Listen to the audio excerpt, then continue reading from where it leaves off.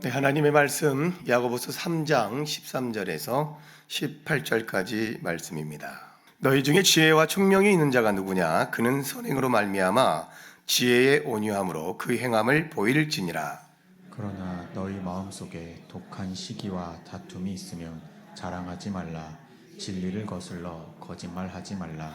이러한 지혜는 이로부터 내려온 것이 아니요 땅 위의 것이요 종력의 것이요 귀신의 것이니 시기와 다툼이 있는 곳에는 혼란과 모든 악한 일이 있음이라.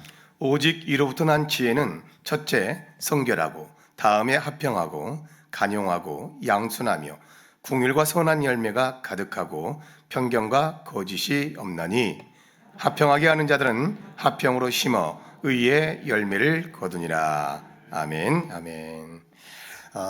사랑하는 성도 여러분, 바쁘고 지친 일상의 한복판을 지나서 오늘도 변함없이 이 수요 저녁 예배에 나오신 여러분을 예수 그리스도의 이름으로 축복합니다. 이 저녁에 선포된 말씀이 우리의 뼈와 골수를 쪼개고 우리의 심령을 새롭게 하는 귀한 저녁 시간 되어지기를 다시 한번 간절히 소망합니다. 자, 우리가 지난 시간에 야고보서 3장 1절부터 12절까지 말씀을 통해 혀가 가진 그 파괴적인 힘에 대해서 우리가 한번 다뤘습니다. 기억나시죠? 혀는 뭐라 그랬어요? 입에 물린 말의 채갈과 같고, 그렇죠? 나옵니다. 또 뭐라 그랬어요? 거대한 배를 움직이는 배의 키와 같으며 또 온 산을 불태우고도 남은 작은 불씨라고도 했습니다. 요약해서 말씀드렸어요. 기억하시고, 자, 원어적인 의미로 혀는 여러분 하나님께서 너무나 아름답게 창조하신 시작, 곧 여러분 제네시스 창조의 세계를 여러분 뭘로 만들 수 있다고 그랬어요? 무엇으로 만들 수 있어야 돼? 이 혀가. 응? 혀가 지옥으로 만들어 볼 수 있는 정말 무서운, 여러분 뭐라 그랬어요? 무기라는 사실을 우리가 배웠잖아요. 이 혀 하나가, 이 100g도 되지 않은 이 혀가 우리 세상을 지옥불로 만들 수 있다. 똑같은 입으로 하나님을 찬양하면서 동시에 하나님의 형상대로 지음받은 형제를 저주하는 이 지독한 모순이 이 혀입니다. 그렇죠? 자, 이것이 바로 이 타락한 인간의 본성이고 다듬어지지 않은 뭐예요? 우리 혀의 현 주소라는 거예요. 자, 그런데 여러분 오늘 본문 13절부터 18절은 이전 말씀과 좀 동떨어진 새로운 주제가 아닙니다. 아주 친밀하게 연결되어 있어요. 한번 생각해 보세요. 배를 움직이는 것은 작은 뭐라 그랬어요? 키. 그러나 그 키를 쥐고 있는 것은 누굽니까? 바로 맞아요. 선장입니다. 혀가 우리의 삶을 움직이는 키라면 그 혀를 조정하는 선장은 과연 누구냐 이거예요. 야고보는 오늘 그 말의 배후, 혀를 통제하는 근원적인 마음의 이제 그 보좌, 즉 지혜의 문제로 우리를 이제 끌고 이끌어 갑니다. 자, 말의 문제는 결국 마음의 문제임을 지난 시간에 알게 됐어요.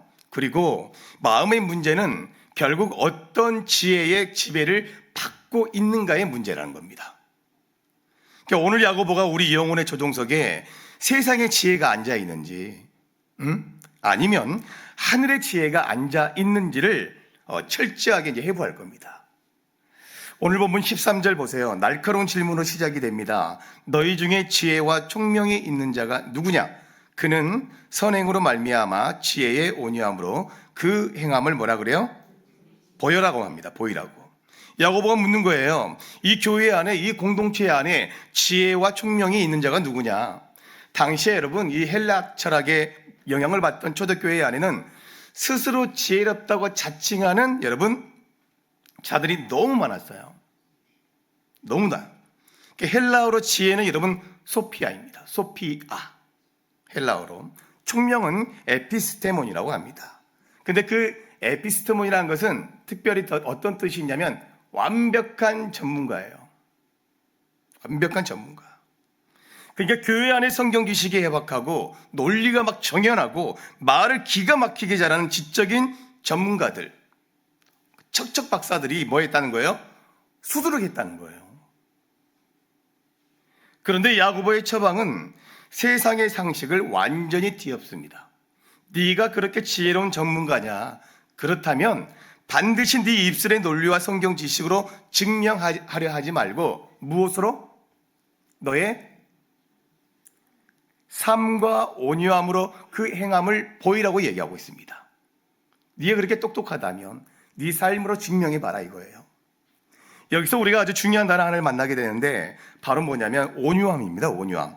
13절에 온유함이라는 말이 있어요. 다 들어보셔서 알잖아요. 온유란, 그죠? 성경에서 온유를 뜻하는 거. 우리는 보통 온유함을 성격이 연약하거나 화를 낼 줄 모르는 약간 답답한 바보 같은 그런 정도로 오해할 때가 참 많이 있죠. 근데 아니죠. 헬라 문헌에서 이 온유함이란 프라우스입니다. 프라우스, 야생마를 뜻하고 있어요. 야생마. 아프리카 초원을 달리는 근육들의 야생마는 여러분 엄청난 파워를 가지고 있습니다. 엄청난 파워. 그러나 그 힘은 파괴적이죠. 이 야생마가 여러분 주인의 손에 붙들려서 혹독한 훈련을 치르게 되죠. 그리고 마침내 주인이 가라 하면 어떻게 돼요? 가고 서라 하면 그 엄청난 근육을 통제해서 그 자리에 멈춰 서는 상태. 그 통제된 엄청난 힘, 이것이 바로 성경이 말하는 온유함입니다. 자, 교회 안에서 똑똑한 사람들 많아요. 문제점을 날카롭게 지적하는 사람 많이 있습니다. 회의에서 완벽한 논리로 상대를 제압하는 사람들도 많이 있습니다. 그렇죠? 자, 그것은 이 야생마의 파워예요. 자, 그러나 그 지식과 똑똑함이 십자가 앞에 복종되지 않아서 공동체를 찌르고 상처를 입힌다면 그것은 성경이 말하는 지혜가 아니라는 거예요. 진짜 지혜는 하나님의 말씀이라는 고삐에 자기의 똑똑함을 메어둬야 됩니다. 주님이 멈추라 하실 때 입을 다물 줄 아는 것이 바로 온유함이라는 거예요. 사랑하는 성도 여러분, 우리가 이제 본론의 두 번째 대지에 들어갈 때 14절부터 보시면 이제 16절까지 말씀을 이제 조금 더 들어가게 될 건데, 이 부분이 바로 오늘날 한국교회를 무너뜨리는 가장 치명적인 영적인 암세포와 같은 것들입니다. 야고보가 영적인 타고난 진단의학자예요. 보세요. 14절 다시 한번 뚫어지게 한번 보세요. 그러나 너희 마음속에 독한 시기와 다툼이 있으면 자랑하지 말라. 진리를 거슬러 뭐라 그래요? 거짓말하지 말라고 합니다. 거짓말. 야고보는 교회 안에 들어온 거짓된 세상의 지혜가 어떤 옷을 입고 있는지를요, 두 가지로 딱 폭로합니다. 뭡니까? 독한 시기와 다툼이에요.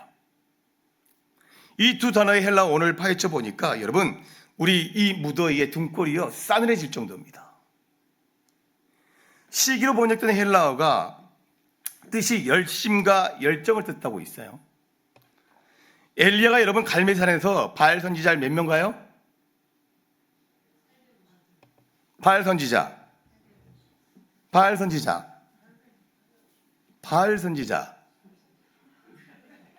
아세라 선지자. 바알 선지자가 450명이고 아세라 선지자가 400명. 그래서 프로스에서 여러분이 알고 있는 850명입니다. 잘 알고 계셔야죠. 그죠? 한꺼번에 통으로 쳐버리면 어떡합니까? 자, 그때 여러분 이 선지자가 싸울 때 가졌던 마음이에요. 뭐가요? 시기로 번역된 헬라어 이 젤로스, 열심, 열정이라는 그 마음을 가지고 누가요? 엘리야가 그 선지자들과 바알 선지자들과 싸웠다고요. 여호와를 향한 열심이었습니다. 그게 바로 젤로스라는 겁니다. 열심, 열정. 그러니까 하나님을 향한 열정 자체는 너무나 아름답고 뭐예요? 선한 거예요. 그렇죠? 그런데 문제는 이 거룩한 열심 앞에 뭘 붙여요? 아까 앞에 뭐 붙어 있었죠? 두 가지, 우리가 지금 두 가지 얘기하고 있죠. 독한, 그렇죠? 내가 얘기해 드리네. 독을 붙입니다. 독을. 이 독한이라는 수식어가 붙었다는 사실이에요. 그러니까 독이 든 열심이 무엇이냐? 독이 든 열심. 내 열심이 나와 타인을 비교하는 여러분 경쟁심으로 변화된 상태입니다. 교회 안에서 내가 남보다 기도를 더 많이 하고 봉사도 많이 하고 또 헌신을 더 많이 한다는 그 열심이 어느새 나보다 덜 하는 사람을 향한 정죄와 판단으로 바뀌는 거예요. 그렇게 바뀌어 있다면 앞에 뭐가 있다고요? 독이 있다고요. 나보다 앞서가는 사람, 나보다 누군가에 더 인정받는 사람을 볼 때 속에서부터 이런 뭐가 올라옵니까? 독이 올라와요. 쓴뿌리가 올라오는 거죠. 이 독한 시기에 사로잡힌 사람은요, 입으로는 교회를 위해서 하나님의 영광을 위해서라고 말하지만 사실 여러분 그 마음의 깊은 동기에는 내가 저 사람보다 낫다는 것을 증명하고 싶은 영적인 우월감이 도사리고 있다는 거예요. 열심은 열심인데 사람을 살리는 열심이 아니라 사람을 베고 찌르는 칼날 같은 열심이라는 거예요. 여러분, 열심을 내다가 시험에 들고 누군가가 미워진다면 여러분의 그 열심에 쓴 뿌리가 섞여 있는지를 여러분 철저히 점검하셔야 됩니다. 철저히. 두 번째는 여러분 보세요. 다툼입니다. 다툼. 이 단어가 더욱 충격적이에요. 다툼으로 번역된 헬라어 에리테이아. 자, 일상적인 말 다툼을 뜻하는 단어가 절대 아닙니다. 고대의 그 헬라 그 사회에서 이 단어는 매우 정치적인 용어였대요. 다툼이라는 이 단어가. 그러니까 정치꾼들이 선거에서 표를 얻기 위해서 뭐 합니까? 자기 세력을 규합하고 또 뭐예요? 뭘 지어요? 자기들만의 맞아요. 당을 짓고 또 뭘 써서라도 맞아요. 뇌물을 써서라도 상대방을 짓밟고 올라가는 이기적인 야망과 파벌주의를 뜻합니다. 이 다툼이. 그러니까 이 무서운 정치적 단어가 지금 어디를 향해 쓰여지고 있는 거예요? 어디를 향해? 세상의 국회가 아니라 지금 바로 여러분 교회를 향해 쓰여지고 있다고요. 교회 안에 이런 상황이 있었다는 거예요. 교회 안에서 내 뜻대로 내 방식대로 교회가 굴러가야 직성이 풀리는 분들이 있다는 겁니다. 이 고대 사회에도 똑같이 있었어요. 내 주장을 관철시키기 위해서 나와 뜻이 맞는 사람들을 뭐예요? 반드시 뭐하고 있는 거예요? 은밀히 모아서 세력을 만든다는 거예요. 그리고 명분을 세웁니다. 이것이 교회를 개혁하는 길이라고. 이것이 우리 교회를 살리는 길이라고. 그래서 야고보가 14절 하반절에 무엇이라 경고한지 아세요? 자랑하지 말라. 진리를 거슬러 거짓말하지 말라고 경고를 합니다. 자기의 이기적인 야망과 정치적인 이 파벌을 마치 하나님의 뜻인 양, 진리인 양 거룩하게 포장하지 말라는 거예요, 여러분. 무슨 말이죠? 이것은 진리를 빙자한 새빨간 거짓말이고 영적 사기꾼입니다. 내 자아의 욕망을 하나님의 이름으로 포장하는 것만큼 무서운 신성모독은 없는 거예요, 여러분. 자, 이제 거짓 지혜의 세 단계를 보게 될 건데 15절 보세요. 이러한 지혜는 이로부터 내려온 것이 아니라고 명확하게 말씀합니다. 그게 뭐예요? 땅의 것이요, 종족의 것이요, 귀신의 것이라고 딱 세 가지를 이야기합니다. 자, 첫 번째 땅의 것. 이 지혜의 출처는 여러분 어딜까요? 하늘이 아니에요. 하나님의 뜻, 영원한 하나님 나라의 상급에는 1도 관심이 없습니다. 오직 이 땅, 교회 안에서 내가 누릴 체면과 내 직분과 내 영향력과 내 자존심이 중요합니다. 철저히 수평적이고 땅에 속한 관점이에요. 두 번째는 이 종족의 것. 십자가를 통과한 영의 인도를 받는 것이 아니라 타락한 인간의 감정과 혼과 이성과 기질의 지배를 받는 상태입니다. 그래서 감정이 상하면 언제라도 짐승처럼 어때요? 저 사람을 잡아먹을 수도 있는 거예요. 무슨 말인지 알겠죠? 세 번째는 여러분 귀신의 것이에요. 여기가 타락의 밑바닥입니다. 마귀의 별명이 여러분 디아볼로스, 즉 우리 사이를 갈라놓는 자, 이간하는 자예요. 마귀의 역할이. 마귀의 유일한 목적은 교회를 뭐 하는 것? 분열시키는 거예요. 여러분, 마귀는 뿔 달린 괴물의 모습으로 오지 않아요. 늘 저도 예전에도 얘기했지만 전설의 고향에 여러분 뭘 내나? 맞아. 내 다리 내나 내 다리 내나 이렇게 나타나지 않는다고 여러분. 마귀는 똑똑함이라는 가면을 씁니다.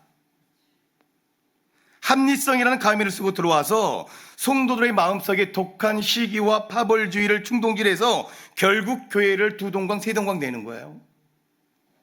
이 무서운 귀신의 지혜가 활개친 결과가 뭐냐면 16절입니다. 우리 함께 읽도록 하시죠.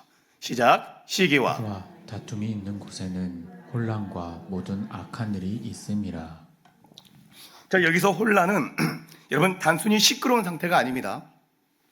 모든 영적인 질서가 붕괴된 여러분 무정부 상태예요.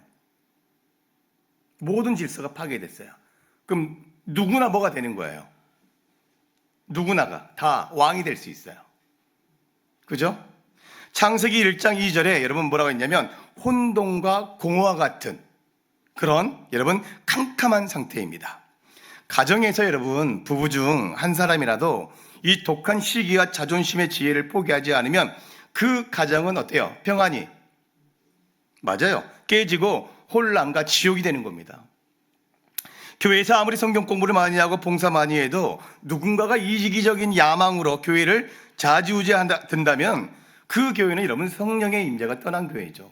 그렇죠? 모든 악한 일이 판을 치는 사단의 뭐가 될까요? 에버랜드 되는 거예요. 놀이동산이 된다고요. 여러분 말씀을 들으면 여러분 두렵고 떨리지 않습니까? 오늘날에 이런 많은 한국 교회가 세상의 조롱거리가 된 이유가 뭐냐? 여러분 뭐 건물이 없어서일까요? 정말 돈이 없어서일까요? 아니면 박사학위를 가진 어떤 목회자들이 많이 없어서일까요? 교회 안에 하늘의 지혜를 구하는 사람은 없고요. 온통 여러분 땅의 것, 종룡의 것, 심지어 마귀가 가져다 주는 파벌과 다툼의 지혜로 똘똘 뭉친 여러분 똑똑한 사람들만 넘쳐나기 때문이 아닐까요? 내 똑똑함으로 교회를 난도질하면서도 그것을 주님을 이해한 열심이라고 착각하는 영적인 소경들과 영적인 방어분들이 너무도 많다라는 겁니다. 오늘 이 밤 우리는 가슴을 치며 통곡해야 돼요, 여러분. 주님, 내 열심 속에 숨겨진 독한 시기를 용서해 달라고 반드시 기도하셔야 됩니다. 내 의의를 증명하려고 공동체에 찬바람을 일으켰던 나의 영적인 교만, 그거 반드시 회개하셔야 됩니다. 내 이기적인 야망들 십자가의 보혈로 태워달라고 여러분 기도하셔야 된다는 거예요. 내 안에 도사리고 있는 이 땅의 지혜와 종룡의 지혜, 귀신의 지혜를 십자가에 여러분 철저히 여러분 못 박으지 않으면 우리는 결코 위로부터 내려오는 하늘의 지혜를 받을 수가 없어요. 내 자아를 십자가에 장사 지내는 처절한 회개가 이 시간 우리 가운데 반드시 여러분 나오기를 주님의 이름으로 축복합니다. 자, 이제 14절의 증상, 독한 시기와 다툼과 15절의 원인이 만났을 때 어떤 끔찍한 결과가 맺히는지를 16절 다시 한번 보세요. 오늘 본문의 핵심 경고의 말씀입니다. 시기와 다툼이 있는 곳에는 혼란과 모든 악한 일이 있습니다. 귀신이 주는 지혜를요 덥석 물어버린 결과는 참혹해요. 마귀가 준 지혜를 물어버린 그 결과, 혼란은 단순히 시끄러운 상태가 아니라고 말씀드렸어요. 모든 영적인 질서가 파괴된 상태라고 말씀을 드렸습니다. 그러니까 아무리 좋은 명분으로 시작했어도, 아무리 여러분 성경적인 지식을 동원한 완벽한 논리였어도 그 뿌리에 마귀가 심어놓은 독한 시기와 여러분 이기적 야망이 자리 잡고 있다면 그 끝은 반드시 혼란이라는 거예요. 끝은 평안이 없어요. 성도들은 멍이 들어 제 역할을 못하고 교회가 조롱거리가 되는 모든 악한 일이 전염병처럼 퍼지게 된다는 겁니다. 여러분, 오늘날 우리 가정과 교회를 가만히 한번 돌아보세요. 부부 사이에, 목장 식구들 사이에, 교회 각 기관 그 회의실 안에 생명을 살리는 이 십자가 샬롬이 흐르고 있냐 이거예요. 평안이 있냐 이겁니다. 아니면 내가 옳다는 것을 증명하기 위한 팽팽한 긴장감과 혼란만이 도사리고 있냐 이겁니다. 내 말과 행동이 지나간 자리에 평안이 아닌 혼란이 남는다면 우리는 반드시 멈춰 서야 된다는 거예요. 주님, 내 거룩한 열심 속에 숨어있던 독한 시기와 내 똑똑함 속에 감춰진 귀신의 지혜를 이 시간 십자가에 못 박습니다. 아멘. 우리가 이 처절한 회개를 통과할 때 비로소 여러분 이 16절에 혼란과 악한 일이 떠나가고, 아멘, 떠나가고, 비로소 17절이 약속하는 이로부터 난 지혜, 곧 뭐요? 성결과 화평과 선한 열매가 우리 공동체 안에 눈부시게 맺히게 될 줄로 믿습니다. 여러분 잘 분별하셔야 돼요. 여러분이 원하는 결과잖아요, 이게. 그렇다면 여러분, 야고보는 17절에서 이로부터 내려온 하늘의 지혜가 우리 삶에 어떻게 구체적인 성품으로 여러분 나타나는지 8가지의 단어들을 나열을 했어요. 저는 오늘 이 밤에 이 8가지 단어가 하나하나 돋보기로 쫙 들여다보면서 정말 우리의 심령이 새로워졌으면 좋겠습니다. 17절 한번 보시죠. 오직 이로부터 난 지혜는 첫째 뭐 해야 된다? 성결해야 된다. 왜 야고보는 수많은 선풍 중에 성결을 첫 번째로 꼽았을까요, 여러분? 헬라 원문을 보니까 첫째로 무엇보다도 순결하고, 성결은 다른 모든 성품의 기초라는 거예요. 모든 성품에. 그러니까 여러분, 여기서 말하는 성결은 단순히 윤리적으로 도덕적으로 깨끗하다, 그걸 뜻하는 게 아니에요. 야고보서 1장에 야고보가 경고했던 두 마음을 품지 않은 상태입니다. 즉 하나님을 향한 동기의 순수성, 나뉘지 않는 온전한 마음을 이야기하고 있어요. 양다리 신앙이 아니라 하나님만을 정말 순수하게 사랑하는 그 마음. 교회 안에서 봉사할 때, 헌신할 때, 심지어 강단에 설교할 때도 우리 안에는 끊임없이 여러분 불순물이 섞여요. 끊임없이. 지금 이 순간에도 여러분 머릿속에는 이 설교가 안 들어오고 뭐가 섞여 있어요. 계속 들어올 수 있잖아요. 그죠? 저한테만 그냥 척하고 보고 있는 척 할 수 있잖아요. 제가 생각을 모르니까. 여러분, 하나님의 영광이라는 명분 안에 내 이름이 드러나기를 바라는 교묘한 마음이 있단 말이에요. 우리는 늘 하나님은 우리의 능력이 아니라 여러분 동기를 보시는 분이세요. 아멘. 내 안에 사람들에게 인정받고자 하는 가식과 찌꺼기가 다 빠져나간 순수한 상태, 십자가의 보혈로 날마다 내 동기를 씻어내는 것, 그것이 지혜의 첫 단추입니다. 자, 둘째는 화평이에요. 이 순서가 기가 막혀요, 여러분. 십자가 그림을 보여주시면 잘 이해가 될 텐데요. 성결이 어떻게 되어 있습니까? 하나님과 나 사이의 수직적인 관계, 하나님과의. 화평은요, 누구와의 관계예요? 이웃과의 관계입니다. 그런데 여러분, 이 교회 안에서 이 두 가지가 충돌할 때가 참 많다는 거예요. 충돌할 때가. 어떤 분들은 이 성결과 거룩을 강조하다가 너무 날카로워집니다. 너무나. 저 집사님은 기도를 안 해. 저 권사님, 저 장로님은 주일 성수를 똑바로 안 해. 늘 자기 기준의 성결로 남을 판단하여 공동체에 찬바람이 불게 만듭니다. 자, 반대로 어떤 분들은 화평만 강조하다가 죄와 적당히 타협해 버립니다. 아유, 좋은 게 좋은 거지 뭐. 그러나 진짜 이로부터 난 지혜는 무엇이냐? 성결하되 화평한 거예요. 진리 안에서 타협하지 않은 단호함을 가지되 그 사람을 품고 십자가의 샬롬, 화평으로 나아가는 겁니다. 그러니까 내가 죽고 썩어지는 미랄이 되어서 나와 너 사이에 막힌 담을 허는 십자가의 능력이에요, 여러분. 세 번째는 간용입니다, 간용. 저는 개인적으로 이 단어가 참 좋더라고요. 아리스토텔레스가 이 간용을 기록된 율법의 엄격감을 뛰어넘는 정의라고 했어요. 쉽게 말해서 법대로 하면 다 죽여야 하지만 엄격한 잣대를 들이대지 않고 상대방의 형편을 헤아려주는 너그러움이에요. 법대로 하면 우리 다 어떻게 돼요? 죽어요? 난 법 없이도 살 수 있을 것 같은데. 여러분, 신앙생활 오래 할수록 조심해야 할 것이 있어요. 내 안에 신앙의 연륜이라는 이 무서운 잣대가 생기는 겁니다. 세가족이 들어오거나 믿음이 연약한 성도가 실수할 때 어때요? 칼같이 지적하고 싶은 충동이 일어나요. 저기요, 그건 그렇게 하는 거 아니에요. 어디 강단에 그 높은 굽을 신고 올라오세요? 어디 강단에 그런 짧은 치마를 입고, 진짜 내가. 여러분, 그때 나를 향한 하나님의 간용을 기억하는 것이 지혜라는 겁니다. 나도 저런 시절이 있었지. 아무것도 모르고 그냥 교회 가서 봉사하면 되는 줄 알았네. 그죠? 나같이 자격 없는 자도 하나님이 기다려주시고 참아주셨지. 빚진 자의 심정으로 타인의 연약함을 덮어주는 그 넉넉한 품격. 우리 강동교회가 이 간용이 넘치는 교회가 되기를 축복합니다. 네 번째는 양순이에요. 이 단어는 군대 용어에서 파생됐습니다. 상관의 명령에 고분고분하게 순정하는 태도예요.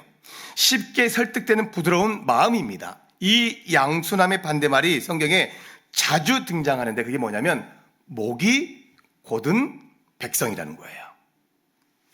여러분, 싸우는 교회, 갈라지는 교회를 가만히 들여다보면 너무 똑똑하고 자기 주관이 뚜렷한 분들이 너무도 많아요. 예전에 이런 일 많이 있었잖아요. 피아노를 강당 왼쪽에 둘지 오른쪽에 둘지 그러잖아요. 요 예가 많이 있었잖아요. 또 전전교회에서는요, 교회 카펫을 가운데 깔았습니다. 갔더니 빨간 카펫을 깔았고, 여기도 이 강단도 다 빨간 카펫을 다 깔아놨었어요. 근데 이제 새로운 목사님 오시고 좀 새롭게 하자 그래가지고 녹색 카펫은 어떠냐고 이제 얘기가 나온 거예요. 여러분 이러면 어떻게 하겠습니까? 빨간으로 가겠습니까? 초록으로 가겠습니까? 어떻게 하실 거예요? 이거 가지고 피 터지게 싸우는 거예요, 교회 안에서. 그래서 새로 오신 목사님이 어떻게 했을까요? 아주 빨간색도 아니고 초록색도 아닌 그 색깔을 싹 섞어가지고 그걸 깔았어요. 아주 지혜롭죠? 그러니까 어떤 분들은 나는 내 눈에 흙이 들어가기 전까지는 절대 내 뜻을 못 굽힌다. 그죠? 진짜 지혜로운 영적 거인은 어떻게 해요? 공동체의 덕을 위해서라면, 영적 리더십의 질서를 위해서라면 기꺼이 내 권리를 내려 놓아야 되죠. 네, 그렇게 하시죠. 자, 다섯째와 여섯째는 궁율과 선한 열매가 가득하고, 이에서 언급된 성결, 화평, 간용, 양순이 우리의 태도와 마음가짐이라면 이제 그 마음이 어디로 내려와야 돼요? 손과 발로 내려와서 행동으로 맺혀져야 됩니다. 야고보는 행함이 없는 믿음은 죽은 것이라 했어요. 지혜도 마찬가지라는 거예요, 여러분. 지혜도 누군가를 불쌍히 여기는 궁율의 마음만 품고 끝나는 게 아니라 실제로 내 지갑을 뭐라는 거예요? 여러 빚진 자를 구제하고 시간을 내어서 아픈 자를 찾아가 이루어하는 선한 열매가 주렁주렁 열려야 된다는 거예요. 지혜도 내 삶의 나뭇가지에 나를 돋보이게 하는 잎사귀만 무성한지 아니면 남을 먹이고 살리는 선한 열매가 맺혀 있는지 반드시 점검해 보셔야 된다는 겁니다. 일곱째가 편견이 없고예요. 이 단어가 야고보서 2장에서 이미 강하게 책망했던 내용입니다. 금가락지를 끼고, 그렇죠? 아름다운 옷을 입은 부자는 좋은 자리에 앉고, 남루한 옷을 입은 가난한 자는 발 밑에 앉히는 차별입니다. 자, 세상의 지혜는 사람을 스펙 또 재산으로 학벌로 줄을 세웁니다. 나에게 이익이 될 사람과 또 어때요? 그렇지 않은 사람을 철저히 계산하고 배제합니다. 그러나 십자가의 지혜는요, 십자가의 렌즈로 사람을 봐야 돼요. 모든 영혼이 예수 그리스도께서 피 흘려 사신 천하보다 귀한 존재임을 알기에 어떤 영혼 앞에서도 여러분 어때요? 함부로 대하지 않는 거예요. 함부로. 여덟째, 마지막으로 여러분, 거짓이 없나니입니다. 거짓이 없나니. 여기서 이 거짓이란 단어의 언어적 의미가 이선자란 뜻이에요. 이선자. 고대 헬라 연극에서 배우들이 쓰는 여러분 가면이 있었습니다. 가면을 뜻해요. 지혜로운 척, 거룩한 척, 믿음이 좋은 척 가면을 쓰지 않는 거예요. 자, 우리는 하나님 앞에서 그리고 지체들 앞에서 반드시 우리의 그 거짓된 가면을 뭐 해야 된다? 벗어야 된다. 여러분, 사도행전 5장에 등장하는 아나니아와 삽비라가 왜 죽었죠? 첫 번째, 돈을 덜 바쳐서 죽은 것이 아닙니다.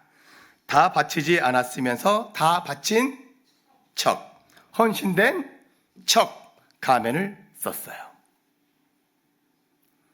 곧 이들의 행위가 뭐냐면 사람들에게 인정을 받고 칭송받고자 하는 그 잘못된 동기에서 비롯됐습니다. 하나님보다 사람의 눈을 더 의식했었고 신성한 교회 공동체 안에 탐욕과 거짓이라는 여러분 바이러스를 퍼뜨리는 행위였어요. 그 행위가. 여러분, 내 연약함을 솔직하게 인정하는 것. 하나님, 저 요즘 영적으로 너무 침체되어 있습니다. 기도가 안 됩니다. 도와주세요라고 있는 모습 그대로 나아가는 그 진실함, 여러분, 그것이 바로 하늘의 지혜라는 거예요.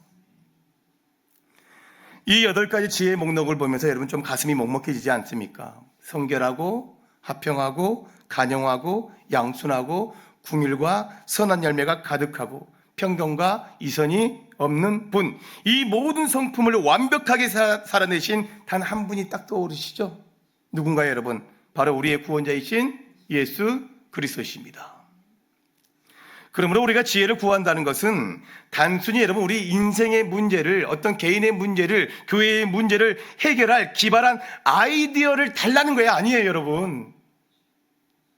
주님, 내 삶에 예수 그리스도로 충만하게 채워 주시옵소서. 내가 예수님을 닮게 하여 주시옵소서라는 가장 위대한 기도인 겁니다. 반면 여러분, 간과하지 말아야 할 것은 뭐냐면, 복음 없는 열매는 반드시 여러분 어때요? 썩어 없어지는 것임을 명심하셔야 돼요. 예수가 빠진 것은. 왜요? 열매만 있으면 된다고 생각하면서 삶 가운데 복음 없이 여러분 나타나는 현상만으로 나는 선한 삶을 산다, 이렇게 착각하고 사는 사람들이 있어요. 꼭 기억하세요 여러분. 믿음과 복음과 열매는 함께 동행하는 거예요. 꼭 기억하셨으면 좋겠습니다. 자, 그렇다면 이 8가지 성품을 내 힘, 내 수양으로 맺을 수 있냐? 절대 불가능해요. 오직 이로부터 부어주셔야만 합니다. 매일 여러분 십자가 앞에 엎드려 성령의 능력을 구할 때만 우리 인격에 스며드는 하늘의 성품들이에요. 이게. 그렇다면 성경 전체에서는 이 2가지 지혜의 충돌을 어떻게 말씀하고 있냐? 오늘 본문이 말씀하는 2가지의 지혜의 영적 전투는 단순히 여러분 이 야고보 시대에만 있었던 문제가 아닙니다. 이것은 성경 전체를 관통하는 거대한 영적인 전쟁이에요. 야고보가 15절에서 거짓된 지혜를 가리켜서 뭐라 그랬어요? 땅의 것이고 정욕의 것이고 귀신의 것이라고 그랬단 말이에요. 그렇죠? 거짓된 지혜를 가리켜서. 자, 유대인이었던 야고보의 머릿속에는 분명히 구약의 한 사건이 자리 잡고 있었을 겁니다. 그 거짓의 지혜를 이야기했을 때 최초의 타락 사건인 창세기 3장의 에덴 동산입니다. 사단이 여러분 뱀의 모습으로 하와에게 다가와서 선악과를 먹으라고 유혹했잖아요. 사단이 던진 미끼가 무엇이었어요? 3장 5절을 보면 너희가 그것을 먹는 날에는 뭐라고 그랬어요? 너희 눈이 밝아져 누구 같이 돼요? 하나님과 같이 되어서 선악을 알 줄 하나님이 아심이니라, 이렇게 얘기합니다. 그리고 6절에서 뭐라 그래요? 하와가 그 나무를 보았을 때 어떻게 묘사합니까? 먹음직도 하고 보암직도 하고 지혜롭게 할 만큼 탐스럽기도 한 나무다고 이야기를 합니다. 보세요. 인류의 타락은 범죄나 살인에서 시작된 게 아니에요. 타락은 하나님을 떠난 독립된 지혜를 갈망하는 데서 시작됐습니다. 이걸 잘 아셔야 돼요. 내 마음속에, 내 생각 속에 움트기 시작한 거예요. 하나님의 말씀, 그 고삐에 매여있는 온유한 지혜를 버려버리고 내 스스로 선과 악을 판단하는 재판관, 심판장이 되겠다는 교만이에요. 제가 늘 뭐라 그랬어요? 쟤는 뭐라고 그랬어요, 여러분? 제가. 그래서 저를 봐야 하는데, 그래요. 제 바라 하고 있네요. 그냥. 그죠? 자기 중심성. 바로 그것이 여러분 귀신의 지혜의 출발점이라고요. 오늘날 우리 안에도 이 선악과의 본성이 꿈틀거립니다. 교회 안에 여러분 갈등이 일어날 때 가만히 생각해 보세요. 전부 다 자기가 다 뭐예요? 전부 다 자기 말이 다 옳다고 합니다. 다 맞아요. 내가 판단한 선악의 기준이 절대적이라고 믿습니다. 내 말이 다 맞다는 거예요. 그래서 형제를 정죄하고 교회의 방향을 자기 뜻대로 이제 조정하려고 하는 거죠. 자, 그것이 얼마나 합리적이고 논리적이든 상관없이 그 중심에 하나님을 경외함이 빠져 있고 나만의 높아짐이 있다면, 나의 높아짐이 있다면 그것은 에덴 동산에서 하와를 무너뜨렸던 뱀의 지혜입니다. 귀신의 지혜일 뿐이에요. 그렇다면 이로부터 난 하늘의 지혜는 실제 삶의 현장에서 어떻게 나타나냐? 잘 들어보세요. 요한복음 8장에 등장하는 여러분 가늠하다가 현장에서 잡힌 그 여인을 다 알 거예요. 서기관들과 바리새인들이 이 여인을 끌고 예수님 앞에 나왔습니다. 그죠? 그들은 모세의 율법이랑 완벽한 잣대를 가지고 있었어요. 요한복음 8장 5절에 뭐라 합니까? 모세는 율법에 이러한 여자를 돌로 치라 명하였거니와 선생은 어떻게 말하겠습니까? 이렇게 얘기합니다. 이 바리새인들의 질문은요, 세상적 관점에서는 어때요? 완벽한 논리고 함정이었어요. 그죠? 율법을 지키라 하면 노마법을 어기는 것이 되고 용서하라고 하면 율법을 파기하는 자가 되기 때문에 그렇습니다. 그들은 지혜를 빙자해서 사람을 죽이는 독한 시기를 품고 있어요. 그리고 예수님을 올무에 빠뜨리려는 이기적인 야망이 들어가 있습니다. 그러니까 전형적인 귀신의 지혜를 사용하고 있는 거예요. 그때 이로부터 난 참 지혜자신 예수님이 어떻게 하셨을까요? 어떻게 하셨어요? 네? 땅에 글씨를 쓰시다가 일어나서 이렇게 얘기합니다. 너희 중에 죄 없는 자가 먼저 돌로 치라 하십니다. 이것이 여러분 하늘의 지혜라고요. 바리새인들의 지혜는 사람을 콘으로 막 몰아붙여요. 그래서 막 정죄하고 죽이는 칼이었지만 예수님의 지혜는 정죄의 돌을 쥐고 있던 자들의 양심을 찔러 쪼개어 무장해제 시켜버립니다. 그렇죠? 그리고 죽어가는 영혼을 어떻게 했어요? 살려내는 생명의 약이었어요. 하늘의 지혜는 여러분 살리는 역할을 하는 거예요. 누구를 죽이는 역할을 하는 거 아니에요, 여러분. 분별하셔야 됩니다. 자, 예수님이 여인에게 11절에 그래서 뭐라 합니까? 나도 너를 정죄하지 아니하노니 가서 다시는 죄를 범하지 말라고 하셨습니다. 이것이 바로 야고보서가 말하는 17절의 열매들이에요. 17절에. 예수님은 여인의 죄와 타협하지 않았어요. 성결했습니다. 그죠? 그러나 동시에 그녀를 율법의 돌로 치지 않으셨어요. 간용과 궁유를 베푸셨습니다. 또요. 그리고 그녀가 새로운 삶을 살도록 길을 열어주셨어요. 선한 열매입니다. 사람을 살려내고 화평을 이루는 것, 이것이 진짜 십자가의 하늘의 지혜라는 거예요. 사도 바울은 고린도전서 1장에서 이 지혜의 역설을 절정으로 끌어올립니다. 그게 고린도전서 1장 23절과 24절의 말씀인데 우리 한 목소리로 함께 읽도록 하겠습니다. 시작. 우리는 십자가에 못 박힌 그리스도를 전하니 유대인에게는 거리끼는 것이요 이방인에게는 미련한 것이로되 오직 부르심을 받은 자들에게는 유대인이나 헬라인이나 그리스도는 하나님의 능력이요 하나님의 지혜니라. 여러분 세상의 지혜인 IQ 검사나 철학자들의 눈으로 볼 때 십자가는요 세상에서 가장 미련한 짓입니다. 왜요? 창조주가 피조물에게 침뱉음을 당하고 견자가 벌겨벗겨진 채 나무에 매달려 죽는 것이 어떻게 지혜입니까? 그죠? 자, 세상의 지혜는 네가 만일 하나님의 아들이거든 자기를 구원하고 십자가에서 뭐라 그랬어요? 내려오라고 합니다. 네가 진짜 하나님의 아들이거든. 그게 세상이 원하는 지혜예요. 자, 남을 밟고 올라가서 네 능력을 증명해봐. 이게 세상의 지혜라고요. 그러나 하늘의 지혜는 뭐예요? 내가 죽어서 남을 살리는 거라고요. 이게 이렇게 쉬운데도 우리는 자꾸 하늘의 지혜를 모른다고 그래요. 이미 예수님께서 지혜를 주셨고 본을 보이셨잖아요. 예수님이 십자가에서 내려오실 수 있는 엄청난 능력이 있으셨지만 뭐 한 거예요, 여러분? 아버지의 뜻에 순종하여 그 능력을 십자가에 못 박았어요. 그 십자가의 온유함이 저와 여러분을 지옥의 그 형벌에서 건져내서 영원한 생명으로 여러분을 옮겨 놓았습니다. 우리를 살리셨다고요. 여러분, 교회는 세상의 경영학, 심리학, 세상의 영웅주의로 움직이는 곳이 아니란 거예요.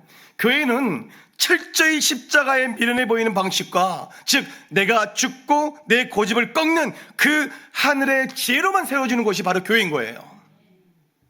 이제 말씀의 결론입니다, 여러분. 18절 우리 다 함께 읽겠습니다. 시작. 화평하게 하는 자들은 화평으로 심어 의의 열매를 거두니라. 여러분, 농사 짓는 농부의 비유입니다. 콩 심은 데 팥 심은 데 맞아요. 어쩜 그렇게 잘 아십니까? 다툼과 시기의 씨앗을 심으면 지옥밭이 되는 거예요. 잘 아시잖아요. 화평과 온유의 씨앗을 심으면 무슨 밭이 될까요? 천국밭이 되는 거예요. 콩 심도 콩 나고 팥 심도 팥 나는 거 잘 아시면서 왜 이걸 심으면 뭐가 나지? 왜 혼란스러운 거예요? 교회사를 보면 18세기 영국의 존 에슬리와 조지 하이트필드라는 두 명의 위대한 부흥사가 있었습니다. 저기 보이시죠? 이 두 사람이 신학적인 견해로 늘 부딪혔어요. 늘. 애정론과 자유의지 차이로 인해서 정말 큰 논쟁을 벌였습니다. 이 신학자들이. 따르는 무리들은 서로 당파를 지었고 맹렬하게 서로 싸운 거예요. 서로. 자, 독한 시기와 다툼의 영이 틈타려던 찰나였습니다. 자, 어느 날 이 하이트필드를 열렬히 따르던 한 추종자가 그에게 와서 물었대요. 목사님, 우리가 천국에 가면 저 이단자 같은 저 에슬리를 볼 수 있을까요? 이렇게 물은 거예요. 그때 이 하이트필드가 이렇게 대답을 합니다. 아니요. 이렇게 얘기한 거예요. 네? 왜 아니에요? 우리는 천국에서 저 에슬리 목사님을 보지 못할 겁니다. 왜냐하면 그분은 천국에서 하나님의 보좌 너무 가까이에 계실 것이고, 우리는 너무나 멀리 떨어져 있어서 그분의 얼굴조차도 볼 수 없을 것입니다. 자, 이 한마디의 간용과 겸손, 이 합평의 지혜가요, 영국 교회가 갈라지는 것을 막았어요. 그리고 역사적인 대부흥을 이어가게 되었던 겁니다. 그 말 한마디가, 여러분. 이것이 바로 영적 천재의 모습이에요. 하늘의 지혜를 담고 사는 사람들의 모습이라고요. 내가 맞다는 것을 증명하기 위해서 상대를 짓밟는 것이 아니라 십자가의 마음으로 나를 낮추고 상대를 높여서 공동체를 뭐하는 거예요? 살려내는 겁니다. 이것이 이로부터 난 지혜입니다. 살림이 없으면 여러분, 그거는 하늘의 지혜가 아니라는 거예요. 여러분, 오늘 우리 교회는 어떻습니까? 성도 간에 누가 더 잘났는지, 누가 더 옳은지를 증명하느라 독한 시기와 다툼으로 혹시 우리 교회와 가정을 지옥으로 만들고 있지는 않습니까? 오늘 이 밤에 우리의 교만과 세상의 지혜를 여러분 십자가 앞에 다 내려놓읍시다. 주여, 내게 지혜를 주시옵소서. 내 혀를 길들여 주시고 내 영혼의 키 조종석의 하늘의 지혜인 예수께서 자정하여 주시옵소서라고 오늘 이 밤에 우리가 찬양하고 결단했으면 좋겠습니다. 우리가 머리는 다 아는데 우리가 이 삶으로 증명되지 못하니 너무 힘든 것 같아요. 여러분, 그래서 우리가 날마다 십자가 앞으로 나아가 무릎을 꿇어야 되는 겁니다. 오늘 이 밤에다 여러분 반드시 회개하셔야 돼요. 제가 늘 수요 저녁 때마다 먼저 첫 번째 기도는 말씀을 듣고 깨닫는 거 있을 때 제가 회개를 분명히 첫 번째 기도를 던지는 이유가 거기 있어요. 반드시 우리의 마음을 열어서 십자가 앞에 모든 데를 놓으시고 기도하셨으면 좋겠습니다.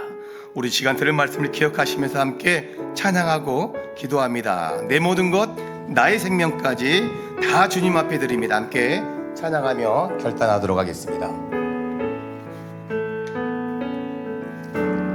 내 모든 것, 나의 생명까지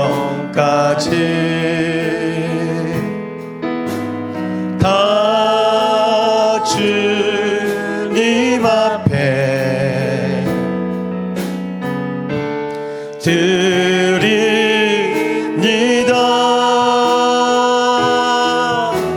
주 임재 안에서 이제 내 영혼 자유에 내가 주의 거룩한 이름을 높이며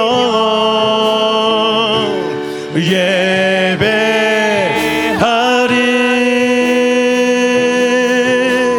어린 양 찬양하리. 내 평생 주 하나로 충분해요. 어린 양 찬양하리. 내가 주의 임재 안에 내 모든 것, 내 모든 것, 나의 생명까지 다 주님 앞에, 다 주님 앞에 드립니다.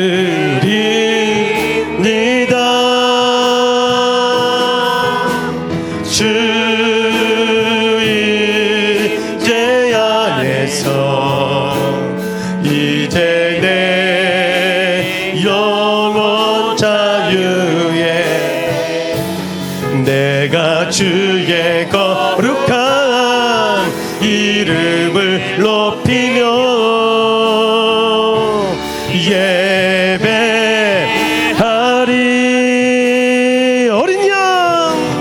어린 양 찬양하리.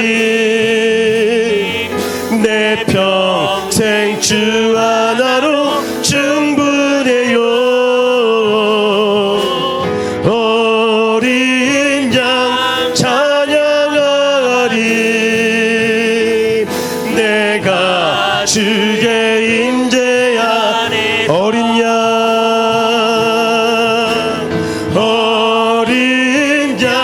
찬양하리. 내 평생 그 하나로 충분합니다. 해요. 어린 양 찬양하리. 내가 주의 임재 믿음으로 어린 양 찬양하리. 어린 양 찬양하리. 내 평생 하나로 충분해요. 어린 양 찬양하리.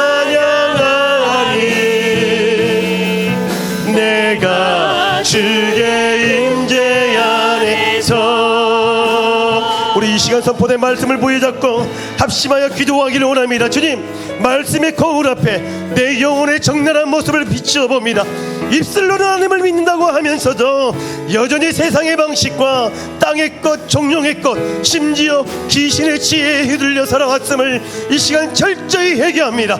내가 옳다는 것을 증명하기 위하여 공동체 안에 다툼을 일으켰고 형제 자매를 판단하며 시기했던 악한 마음을 예수 그리스도의 보혈로 깨끗하게 씻어 주시옵소서.